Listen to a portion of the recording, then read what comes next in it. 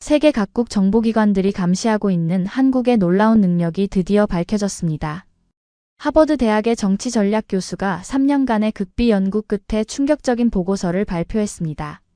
대한민국은 전 세계에서 유일하게 하루 만에 땡땡땡 될 수 있는 나라입니다. 미국 국방부조차 인정한 이 놀라운 사실, 우리 국민들은 전혀 몰랐습니다. 세계가 두려워하는 한국의 힘은 전쟁 무기도 첨단 기술도 아닌 다른 어떤 것이었습니다. 미국, 중국, 러시아가 절대 따라할 수 없는 이 능력이 한반도에만 존재하는 이유는 무엇일까요? 지금까지 절대 공개된 적 없는 한국인의 특별한 DNA를 오늘 밝혀드립니다. 그 전에 1초 만에 누를 수 있는 좋아요와 구독 버튼을 꾹 눌러주신다면 영상 제작에 큰 힘이 됩니다. 그럼 바로 시작하겠습니다. 여러분, 이 강의는 제가 3년간 준비한 보고서의 결론을 처음으로 발표하는 자리입니다. 저는 하버드 케네디 스쿨의 정치전략 교수 리처드입니다. 학생들로 가득 찬 강의실에서 프로젝터 불빛이 얼굴에 비치는 것을 느꼈죠. 초엘리트 학생들의 눈빛이 저를 향했어요. 첫 줄에는 항상 열정적인 중국 유학생 왕민이 앉아 있었습니다. 그 옆으로는 유럽, 아시아, 아프리카 각국에서 온 학생들이 자리했죠. 그리고 이걸 위해 저는 직접 어떤 나라를 다녀왔습니다. 어딘지는 아직 밝히지 않겠습니다. 대신 먼저 우리 자신을 들여다보죠. 스크린에는 미국의 혼란스러운 모습이 담긴 뉴스 클립이 재생되기 시작했습니다. 플로리다주, 마스크 의무화 금지, 총기 규제 법안, 주별 상충으로 무산, 교과서 검열 논란, 연방정부와 주정부 정면 충돌. 미국은 지금 모든 영역에서 분열되고 있습니다. 하지만 이 모든 문제의 뿌리는 하나예요. 우리는 단일화를 해본 적이 없습니다. 첫 줄에서부터 학생들의 반응이 달라졌어요. 왕민은 의심스러운 표정으로 머리를 기울였습니다. 독일에서 온 학생은 고개를 끄덕였고, 캐나다에서 온 학생은 무언가 적어 내려가기 시작했죠. 일본에서 온 학생은 표정 변화 없이 경청했고, 인도에서 온 학생은 옆자리와 작게 속삭였습니다. 교수님, 미국에서 온 학생이 손을 들었습니다. 네, 질문 있으신가요? 미국은 단결이란 걸 해본 적이 있긴 하나요? 질문이 날카로웠어요. 학생들 사이에서 작은 웃음이 터져 나왔습니다. 왕민만 웃지 않고 진지하게 저를 추시했습니다. 좋은 질문입니다. 미국은 역사적 위기 때마다 단결했다고 말하지만 그건 단기적이었고 불완전했죠. 테러 사건 이후의 단결도 몇 달 지나지 않아 분열됐습니다. 코로나19 상황에서는 단결은커녕 마스크 착용 여부까지 정치적 논쟁으로 변질되었어요. 저는 다음 슬라이드로 넘어갔어요.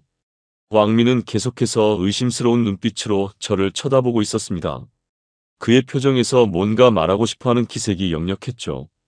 이제 제가 연구한 국가에 대해 더 구체적으로 말씀드릴게요. 그 전에 단일화가 무엇인지 먼저 정의해 보겠습니다. 단일화란 단순히 같은 생각을 가지는 것이 아닙니다. 같은 방향으로, 같은 속도로, 같은 목표를 향해 모두가 움직이는 상태를 의미해요. 강의실은 고요했습니다. 이제 모든 학생이 저에게 집중하고 있었어요. 왕민은 뭔가 적으면서도 눈은 계속 저를 향하고 있었습니다. 오늘 이 강의가 평소와 다르다는 걸 그들도 느꼈을 겁니다. 자, 반대로 단일화를 주장하는 나라들도 있죠. 중국, 러시아, 북한 같은 중앙 집권 국가들입니다. 하지만 그들이 말하는 건 단일화가 아니라 통제입니다. 이 말에 왕민이 손을 들었어요. 그의 눈빛에는 반박의 기색이 역력했습니다. 교수님, 중국도 단일화가 잘 되는 나라입니다. 저희 국가는 14억 인구가 하나로 움직이는 시스템을 가지고 있어요. 저는 미소를 지으며 고개를 저었습니다. 왕민 학생, 좋은 지적입니다만 제가 말씀드리는 단일화는 그런 것이 아닙니다. 제가 사례를 몇 가지 보여드리죠. 스크린에 다양한 사례들이 펼쳐졌어요. 중국의 경우 코로나19 백신 부작용 보고가 있었을 때 중앙에서 이를 은폐하려 했지만 각 성마다 대응이 달랐습니다.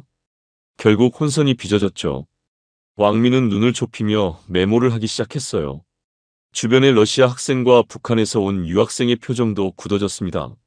러시아의 경우 우크라이나 전쟁 중 징집령에 각 부처마다 우왕좌왕했어요. 같은 명령에도 지역마다 실행이 달랐죠. 잠시 긴장된 침묵이 흘렀습니다. 왕민이 다시 손을 들었어요. 그렇다면 미국은 어떻습니까? 민주주의 국가라고 단일화가 더 잘 된다고 말씀하시는 건가요? 아닙니다. 민주주의와 단일화는 별개의 문제예요. 제가 말씀드리는 건 진정한 단일화는 위에서 아래로의 명령이 아니라 아래에서 위로 움직이는 힘이라는 겁니다. 일본에서 온 학생이 질문했습니다. 그럼 교수님께서 말씀하시는 단일화가 잘 되는 나라는 어디인가요? 북한의 경우도 봅시다. 중앙의 명령은 있지만 하부 단위는 정보 단절로 사실상 정지 상태에 가깝습니다. 이건 시스템이 아니라 윗선의 명령일 뿐이에요. 국민은 움직이는 게 아니라 복종하죠. 프랑스에서 온 학생이 끼어들었습니다. 그럼 진정한 단일화는 어떤 형태인가요?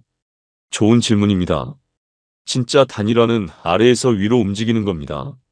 명령이 아니라 공감과 합의, 그리고 사회적 본능에 의한 행동이죠.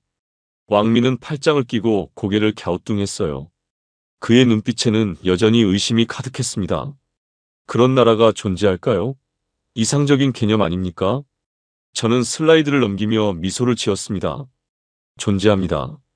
제가 직접 확인했으니까요. 이제 그 나라에 대해 말씀드리겠습니다. 진짜 단일화가 작동하는 나라가 있었습니다. 바로 대한민국입니다. 순간 강의실이 술렁였어요. 학생들은 서로를 쳐다보며 놀란 표정을 감추지 못했습니다. 한 인도 학생은 급하게 노트북을 열어 뭔가를 검색하기 시작했고, 프랑스에서 온 학생은 낮게 웃음을 터뜨렸죠. 한국이요? 기술 강국? 케이팝? 영국에서 온 학생이 물었습니다. 아닙니다. 제가 본 한국은 재난 발생 1분 만에 전 국민이 동일한 방향으로 움직이는 나라였습니다. 그것도 누가 지시하지 않았는데 말이죠. 중국 유학생 왕민은 의아한 표정으로 손을 들었어요. 그의 표정은 마치 제가 농담을 하고 있다고 생각하는 것 같았습니다. 교수님, 한국은 인구가 5천만도 안 되는 작은 나라입니다. 중국이나 미국 같은 대국과 비교하는 건 무리가 있지 않습니까? 작은 나라니까 통제가 쉬운 것 아닌가요? 저는 고개를 저었습니다. 왕민의 질문은 예상했던 것이었어요. 규모의 문제가 아닙니다. 시스템의 문제죠. 한국은 작은 나라지만 그 시스템은 매우 효율적입니다. 인구수보다 중요한 건 얼마나 일사불란하게 움직이느냐예요. 그리고 제가 강조하고 싶은 점은 통제가 아니라 자발적 단일화라는 겁니다. 독일에서 온 학생이 손을 들고 질문했습니다. 독일도 질서를 중시하는 나라인데 한국과 어떤 차이가 있나요? 우리도 규칙을 잘 따르는 국민성이 있다고 생각하는데요. 좋은 질문입니다. 독일은 규칙과 시스템을 중시하는 나라지만 한국은 그것을 넘어 집단 인식이 작동하는 나라예요. 독일 사람들은 정해진 규칙을 잘 따르지만 한국 사람들은 규칙이 없어도 상황에 맞게 집단적으로 움직입니다. 제가 설명하는 것보다 직접 경험한 사례를 보여드리는 게 나을 것 같습니다. 저는 다음 슬라이드로 넘어갔어요. 왕민은 여전히 의심스러운 눈빛이었지만 이제는 호기심도 보였습니다. 그는 계속해서 무언가를 적고 있었어요. 대한민국을 방문한 저에게 일어난 일이죠. 제가 직접 겪은 일을 말씀드리겠습니다. 제 경험이 어쩌면 여러분의 한국에 대한 인식을 바꿀지도 모릅니다. 일본에서 온 학생이 조용히 손을 들었어요. 일본도 단일화가 잘 되는 나라로 알고 있는데 한국과 비교하면 어떤가요? 저희 나라도 재난 상황에서 질서정연하게 대응하는 편입니다만. 좋은 지적입니다. 일본도 질서와 단일화가 잘 되는 나라죠. 하지만 제가 본 한국의 단일화는 조금 다른 차원이었어요. 일본은 사전에 정해진 매뉴얼대로 움직이는 경향이 있지만 한국은 실시간으로 상황에 따라 유기적으로 대응하는 모습을 보였습니다. 일본이 계획된 질서라면 한국은 즉흥적 조화라고 할까요? 강의실은 다시 고요해졌어요. 왕민은 무언가를 열심히 필기하고 있었습니다. 그의 표정은 반신반의하는 듯했지만 관심은 분명했죠. 그가 살짝 고개를 저으며 중얼거리는 모습이 보였습니다. 이제 제가 서울에서 직접 경험한 일을 들려드리겠습니다. 여러분이 평소에 생각하는 한국의 이미지와는 조금 다를 수 있어요. K-팝, 삼성, 현대차 이런 것들 말고 진짜 한국의 힘은 다른 곳에 있었습니다. 그리고 그 힘은 어쩌면 세계가 주목해야 할 새로운 형태의 사회적 자본일지도 모릅니다. 2024년 6월 서울. 제가 머물던 호텔에서 지진 경보가 울렸습니다. 스크린에는 제가 직접 촬영한 영상이 재생되기 시작했어요. 서울 시내 한복판, 수많은 사람들이 동시에 휴대폰을 확인하는 모습이었습니다. 학생들은 긴장된 표정으로 영상을 지켜보고 있었죠. 모든 사람의 휴대폰에서 같은 재난 문자가 울렸어요. TV, 지하철, 카페, 공공시설 모니터에 동시에 같은 자막이 떴죠. 그런데 놀라운 건 그 다음이었습니다. 영상은 계속되었어요. 시민들이 서로 말 한마디 없이도 같은 방향으로 이동하는 모습이 보였습니다. 큰 혼란 없이 마치 물 흐르듯 자연스럽게 움직이는 군중이었어요. 누구도 지시하지 않았는데 모두가 같은 타이밍에 같은 방향으로 움직였어요. 그건 명령이 아니라 사회적 본능이었습니다. 왕민이 손을 들었어요. 그의 표정은 여전히 의심스러움을 감추지 못했습니다. 교수님, 그건 그냥 잘 훈련된 시민의식 아닌가요? 중국도 대규모 재난훈련을 정기적으로 실시합니다. 우리도 충분히 잘 대응할 수 있어요. 훈련만으로는 설명이 안 됩니다. 제가 인터뷰한 현지인들의 이야기를 들려드릴게요. 이건 단순히 훈련된 행동이 아니었습니다. 스크린에는 제가 인터뷰한 사람들의 영상이 나왔습니다. 다양한 연령과 직업의 한국인들이었어요. 편의점 직원, 서울 강남에서 일하는 20대 여성이었어요. 우리는 그냥 다 알아요. 누가 먼저랄 것도 없이 다들 아는 거죠. 재난 문자 오면 손님들도 알아서 움직여요. 제가 뭐라고 안내할 필요도 없어요. 택시기사, 50대 남성은 이렇게 말했습니다. 내비게이션보다 빨라요. 재난 문자 오면 어디가 막힐지 다들 알아서 피해가죠. 손님들도 어디로 가야 할지 알고 있어서 따로 말 안 해도 돼요. 학원 강사, 30대 남성의 증언도 흥미로웠어요. 아이들도 알아요. 따로 가르친 적 없는데 다들 알고 있어요. 초등학생들도 재난 문자 오면 어떻게 해야 하는지 알고 있습니다. 러시아에서 온 학생이 의문스러운 표정으로 질문했습니다. 그런 건 단지 작은 나라라서 가능한 거 아닌가요? 모스크바처럼 큰 도시에서는 불가능합니다. 너무 많은 사람들이 있어서 통제가 어려워요. 서울의 인구 밀도는 모스크바보다 훨씬 높습니다. 오히려 더 복잡한 환경이에요. 그럼에도 이런 단일화가 가능했다는 게 놀라운 점이죠. 규모의 문제가 아니라는 증거입니다. 왕민이 다시 손을 들었어요. 그의 눈빛에는 이제 호기심도 보였습니다. 그건 아마도 국가의 강력한 통제 시스템 때문 아닐까요? 중앙에서 모든 걸 관리하는, 정부가 모든 걸 통제하는 거죠. 아니요, 왕민 학생. 그게 바로 제가 강조하고 싶은 점입니다. 이건 통제가 아니었어요. 제가 한국 정부 관계자와 인터뷰했는데 그들도 놀랐다고 합니다. 시스템을 만들긴 했지만 실제로 작동하는 건 시민들의 자발적 참여라고요. 일본에서 온 학생이 조용히 끼어들었습니다. 일본의 경우 대지진 때 질서는 유지됐지만 정보 전달이 느렸어요. 한국은 어땠나요? 저희와 비슷한가요? 정보 전달 속도가 믿기 힘들 정도로 빨랐습니다. 중앙에서 지방까지, 관공서에서 개인까지 몇 분 만에 모든 정보가 공유됐어요. 그리고 이건 단순한 기술의 문제가 아니었습니다. 사회적 합의와 신뢰가 바탕이 된 시스템이었죠. 저는 스크린을 넘기며 조용히 말했습니다. 단일화와 관련된 자료들을 수집하던 중 정말 흥미로운 사실 하나를 발견했습니다. 아니, 솔직히 말하면 충격이었습니다. 학생들의 시선이 더욱 집중되는 것을 느꼈어요. 왕민은 고개를 약간 기울이며 저를 추시했습니다. 여러분, 한국이라는 나라는요. 고등학생들의 시험을 위해 하늘의 비행기까지 멈춥니다. 믿기지 않으시죠? 강의실이 다시 한번 술렁였어요. 미국 학생들은 서로를 쳐다보며 놀란 표정을 지었고 유럽에서 온 학생들은 의심스러운 눈빛을 보냈습니다. 수능, 즉 대학 입학 시험이 있는 날엔 전국의 출근 시간이 조정되고 비행기 이착륙이 일정 시간 동안 금지됩니다. 그 이유요? 시험 중 영어 듣기 평가 소음을 방지하기 위해서입니다. 왕민이 손을 들었어요. 교수님, 그건 국가 주도의 통제 아닌가요? 우리 중국에서도 가오카오 시험 때 비슷한 조치를 취합니다. 비슷해 보이지만 다릅니다. 중국의 가오카오와 한국의 수능은 겉보기엔 유사하지만 한국의 경우 더 흥미로운 점은 시민들의 자발적 참여예요. 제가 보여드릴게요. 스크린에는 인천공항 관제센터 내부 영상이 나왔습니다. 항공교통센터의 통제 지시와 함께 안내방송이 들렸어요.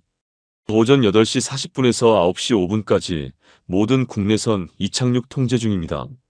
현재 수험생 영어 듣기 시험 진행 중으로 항공편 착륙이 지연됩니다. 이건 과장이 아닙니다. 제가 직접 인천공항에서 들었습니다. 그 나라에선 시험 시간 동안 비행기 안내방송이 조용해지고 사람들까지도 말소리를 줄입니다. 그 누구도 강요하지 않았는데요. 프랑스에서 온 학생이 놀란 표정으로 물었어요. 그럼 항공 스케줄은 어떻게 되나요? 경제적 손실이 있을 텐데요. 비행편이 조정됩니다. 모든 항공사가 이 시간을 피해서 일정을 짜요. 비용보다 학생들의 시험을 우선시하는 겁니다. 왕민이 다시 끼어들었습니다. 하지만 그건 결국 국가 시스템이 강제하는 거 아닌가요? 자발적이라고 하기엔. 그렇게 생각할 수도 있겠지만 제가 놀란 건 정부 명령이 아니어도 사람들이 자발적으로 움직인다는 점이었어요. 경찰관들은 수험생이 시험장에 늦지 않도록 오토바이로 직접 수송을 지원합니다. 수험표만 보여주면 경찰이 도시를 뚫고 시험장까지 데려다 줍니다. 미국에서 온 학생이 고개를 갸우뚱했어요. 우리나라에선 상상도 할 수 없는 일입니다. 경찰이 학생들을 태워준다고요? 게다가 선거일도 마찬가지입니다. 한국에선 모든 선거일을 공식 공휴일로 지정해 국민 누구나 부담 없이 투표소에 갈 수 있게 합니다. 실제 투표 당일엔 지하철, 버스, 심지어 주차장 운영까지 통일된 지침에 따라 전국이 일사불란하게 움직입니다. 그리고 밤 9시 모든 방송사가 동시에 개표 현황을 생중계합니다. 한두 명이 아니라 전 국민이 동시에 같은 화면을 보며 움직이는 겁니다. 강의실은 조용했어요. 학생들은 각자의 생각에 잠겨 있는 듯 했습니다. 저는 잠시 물을 마시고 다음 슬라이드로 넘어갔죠. 한국은 비상 상황이 아니어도 하나의 목적 앞에서 나라 전체가 움직일 수 있는 나라였습니다. 그건 문화도 정치도 아닌 집단적 합의와 실행력의 정수였죠. 독일에서 온 학생이 손을 들었어요. 그렇다면 왜 한국은 이토록 자발적으로 뭉칠 수 있는 건가요? 다른 나라와 어떤 차이가 있는 거죠? 저는 고개를 끄덕이며 스크린을 넘겼습니다. 역사적 장면들이 나타났어요. 좋은 질문입니다. 한국의 단일화에는 역사적 배경이 있습니다. 이건 단순한 교육의 결과가 아니었어요. 이건 기억입니다. 스크린에는 6.25 전쟁 당시 피난길에 오른 한국인들의 모습이 보였습니다. 이어서 IMF 외환위기 때 금모으기 운동에 참여한 시민들, 의병 조직도 결혼 반지를 헌납하는 국민들의 모습이 차례로 등장했어요. 그들은 단결하지 않으면 살아남을 수 없었던 역사를 갖고 있습니다. 그 기억이 지시 없는 행동을 가능하게 한 겁니다. 왕민이 손을 들었어요. 그의 표정은 진지했습니다. 교수님, 중국도 5,000년의 역사가 있고 많은 위기를 겪었습니다. 우리도 단결의 역사가 있어요. 그런데 왜 한국만 그런 단일화가 가능한 건가요? 역사의 길이가 아니라 그 특성이 중요합니다. 한국은 외부의 위협에 지속적으로 노출된 반도 국가였어요. 그리고 최근 몇 세기 동안 급격한 변화를 겪었죠. 이런 경험이 빠른 대응이라는 DNA를 만들었습니다. 일본에서 온 학생이 질문했어요. 저희 일본도 많은 재난을 겪었습니다. 지진이나 쓰나미 같은. 그런데도 한국처럼 단일화가 안 되는 이유는 무엇인가요? 일본은 섬나라로서 외부 위협보다는 자연재해에 대응하는 시스템을 발전시켰어요. 반면 한국은 인위적 위협, 즉 전쟁이나 경제위기 같은 상황에서 단결해온 역사가 있죠. 이런 차이가 다른 형태의 단일화를 만든 겁니다. 저는 스크린을 넘기며 학생들의 반응을 살폈어요. 왕민은 계속해서 무언가를 필기하고 있었습니다. 그의 표정에는 의구심과 호기심이 교차하고 있었죠.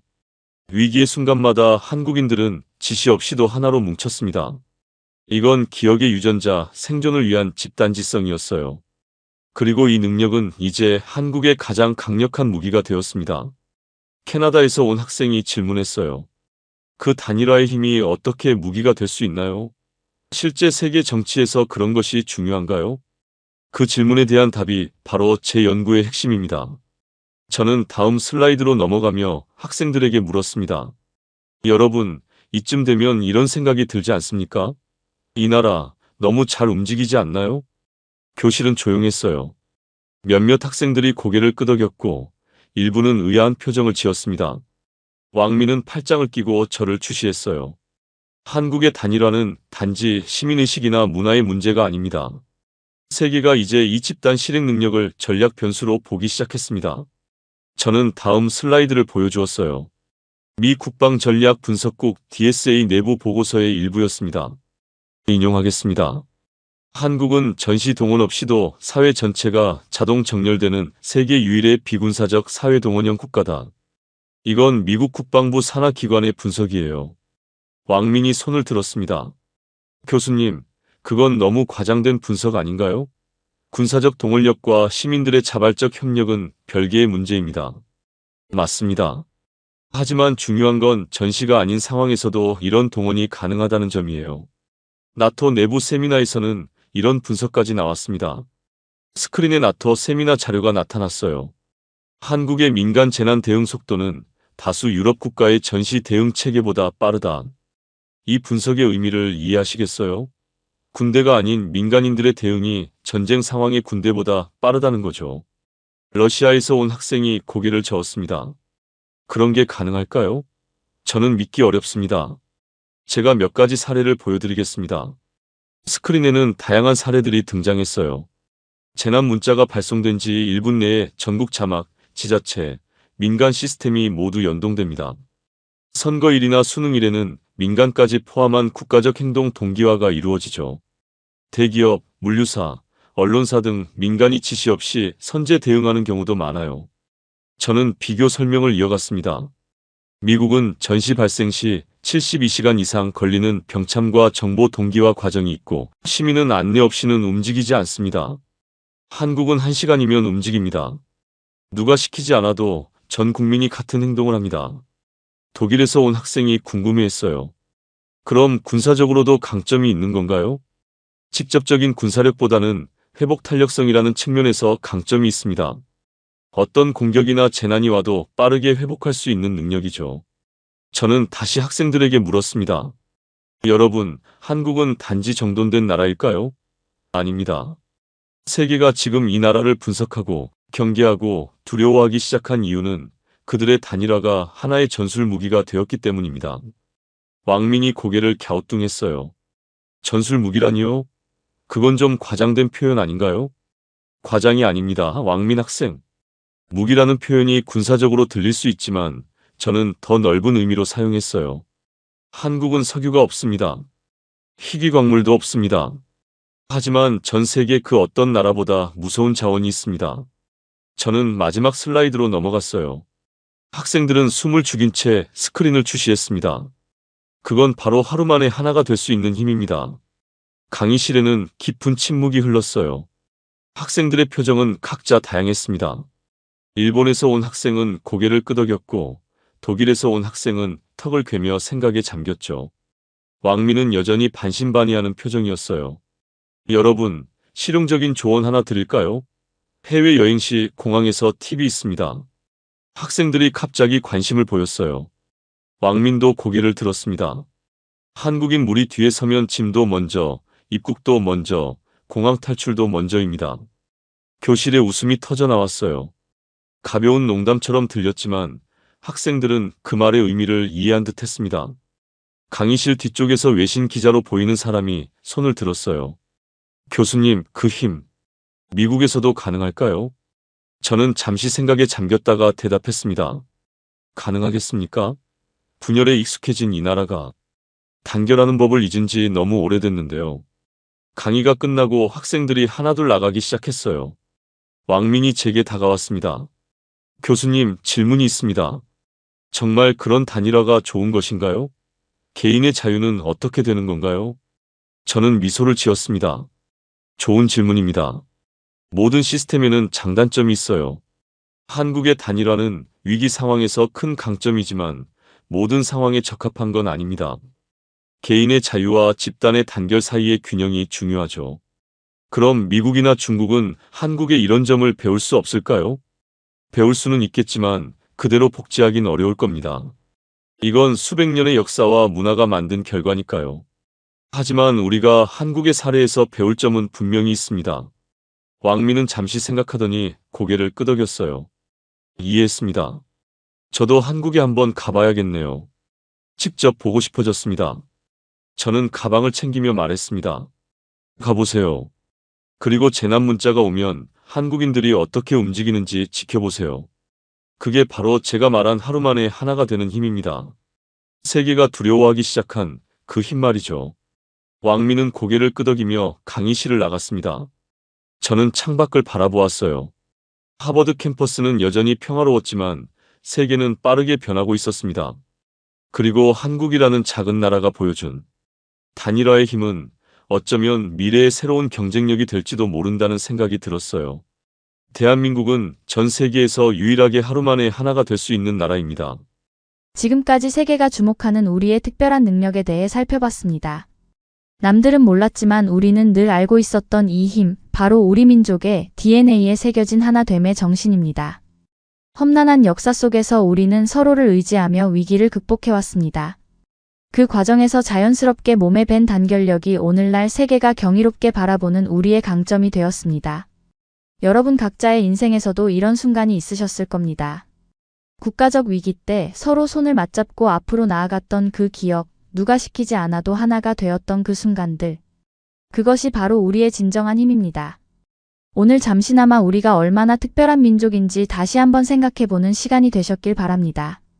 한국인으로 태어나 참 다행입니다.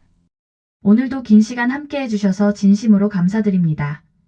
더 좋은 이야기로 다시 찾아뵐 수 있도록 구독과 좋아요 눌러주시면 큰 힘이 됩니다. 지금까지 감동세 스푼이었습니다.